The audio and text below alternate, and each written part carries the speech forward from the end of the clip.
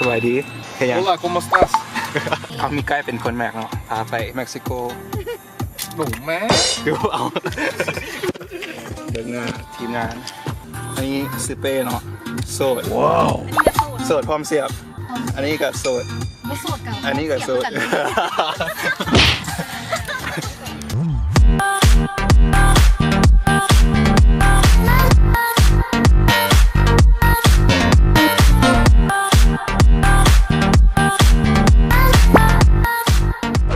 นี่มันไม่ได้ถ่ายซ้ ถ่ายแล้วสบายดี Where are we going ำไปแค่ กำลังสิข้าม We are going to Cancun มี6 คนกับทีมงานเขาเก้าเนาะอันนี้ซื้อน้องนิ่มโสดน้องเต้กับโสดน้องลิลลี่กับโสดน้องซิดนี่กับน้องเจนนี่ อันนี้เขาบอกขอว่า เราไปเจอกันทางไหน ไปถ่ายกันมา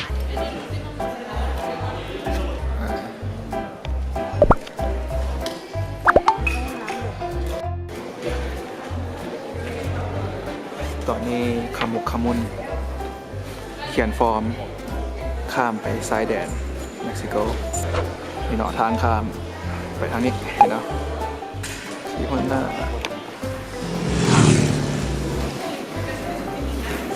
กำลังสีข้าม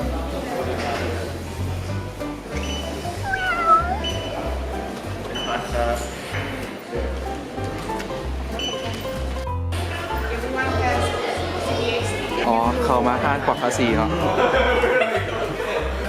เด้เหล่านะ เหล่าเด้ ขนลูกเด้นี่เอาชาโปไปแข่งคูนแข่งหาน เอาไปนี่เขาก็ห้ามซัดเข้า เป้เพื่อนแถวนั้น นี่มันเข้าโบได้เขาก็ห้ามว่าซัดเข้า มันมีแต่อีสัตว์เป้มันมีบักสัตว์ เขาสิข้ามขวดอะไรเนาะตอนนี้เนาะ อันนี้เป็นงานข่าวนะแม่ สีข้ามไปประเทศใหม่ละ ขวบมันวันนี้ เด้เห็นกำแพงเหรอเห็นเอลชาโปเบิ่งสภาพตอนมาก่อนเนาะแล้วมาเบิ่งสภาพตอนกลับเดี๋ยวนึงสิปาร์ตี้ทุกมื้อผมมีวันหยุด ไข่บ้า บอกให้แต่ละคนเลย ดูแบบนี้นะพอสลับ เฮ้ยเด้อยู่นี่1 2 3โอ้พอดแล้วถ่ายแล้ว พอได้หมดแล้ว ข้ามแล้วเนาะประตูนั่นก็คือซ้ายแดนระหว่างอเมริกากับเม็กซิโกพอแล้วเนาะเทอร์มินอลที่หัวหน้า A few moments later. มีปัญหาเล็กน้อยหลังจากเช็คของเนาะแต่ก็ผ่านมาได้โดยดี สนามบินนี่กับครอบครัวเจนนี่กับมี 15% เนาะเป็นเจ้าของเจนนี่มาพ่อแม่สั่งปิดเลยบอกว่าอยากให้เข้ามาเอา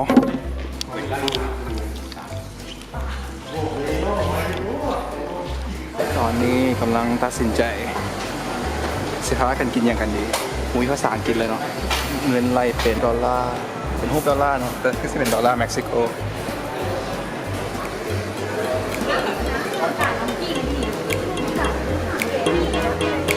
หาอาหารต่อไป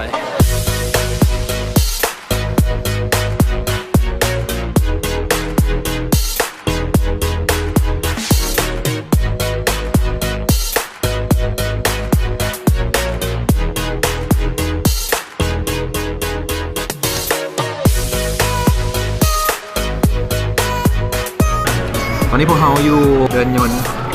ของเม็กซิโกเนาะกำลังพาไปเม็กซิโกซิตี้แล้วก็สิไปต่อยนต์แล้วก็ขึ้นยนต์ไปแคนคูนนั่นแหละตอนนี้ถ่ายที่เขามีแต่คนเดียวได้กิน ใช่บอสเบอร์เกอร์แคนคูน ราคาเป็นร้อยคนนะ ก็เลยว่า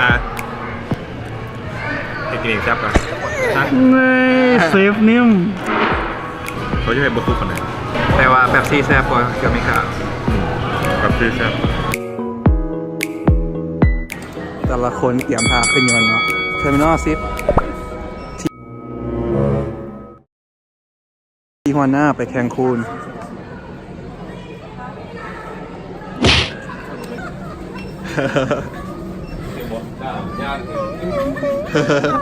บายตีกันแล้วเรียบร้อยแล้ว ได้กันอยู่ในสองตะเกา ด่ากูชิงไข่เป็นสวย คือ